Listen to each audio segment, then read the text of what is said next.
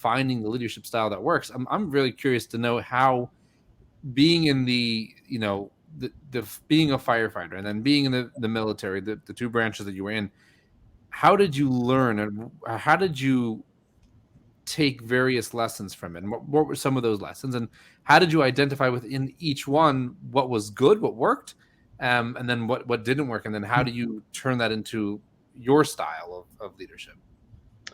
Yeah.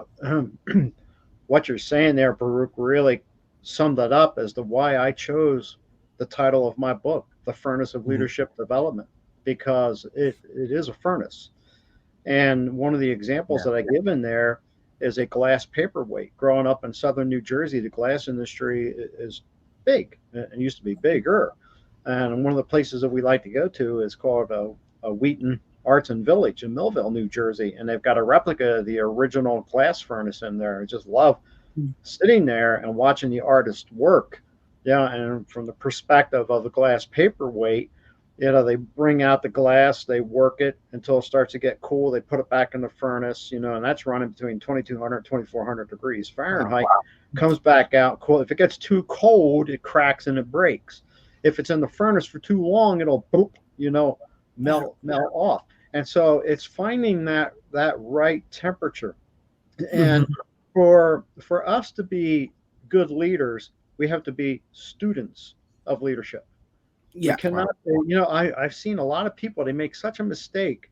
They'll read one book on leadership and that's it. Or they'll go to one class and it's one and done. That's like, okay, well, yeah, have you been to any? Yeah, I went to a leadership class back in 1996. And then that was it. And there's no personal development on their part. So for me, knowing what was good, what was bad, uh, this might sound really simple, but it's like when I worked for bad leaders, they made me feel bad. Yeah. They were sometimes you feel like they went out of the way to put you down, to make you feel bad. When I worked for good leaders, they made me feel good. And I'm not saying that they were, sticking a lollipop in my mouth, and pat me on the back, that type of thing. But it's their actions, their behavior, what they were, the example that they were walking and that they were living in front of. Of course, the others were examples as well. And Right. my advice to people, for several years has been, hey, keep a leadership journal. You're in a position, you're moving, keep a leadership journal. Write down the good and the bad, because you can draw it from your toolbox. You don't like the fact that you just got chewed out in front of six people, then don't do it. Don't do Mm, it Yeah. yourself.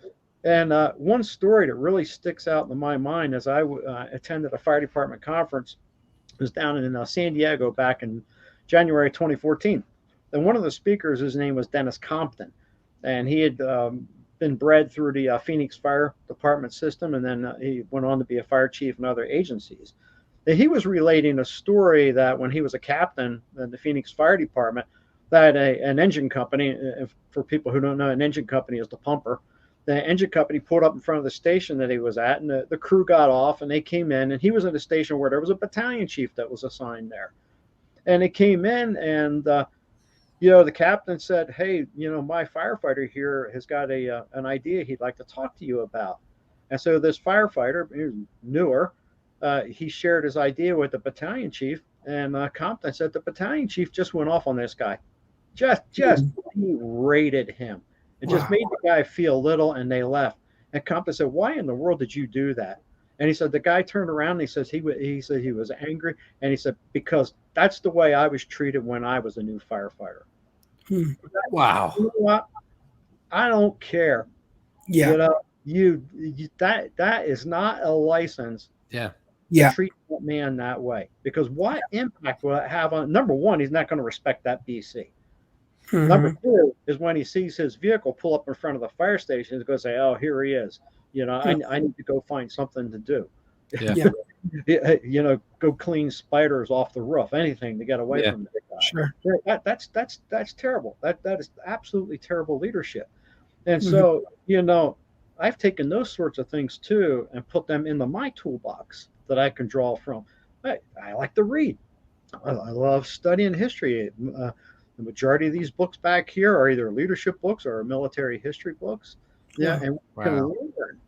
And, and I want to address that thing about military and leadership. Is I've heard so many times from people saying, "Yeah, well, you did it because you had to." Well, yeah, there's a uniform code of military justice, and certainly, if you disobey an order, there's consequences that come along, with that.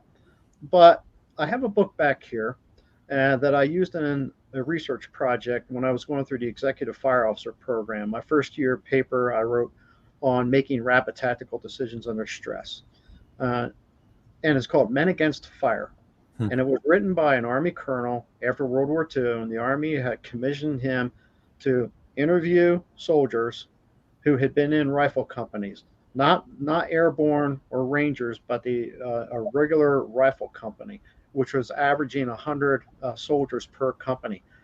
And what he found out, and it was completely, totally anonymous, guaranteed anonymous, because the Army was curious how many of them were actually firing their rifles. I was astonished when I read this. Out of an average 100-man rifle company in the Army in World War II, 60% were not firing their rifles. Wow. 60%. But Wow. yeah, wait a minute, fellas. They're in the military. They could be punished.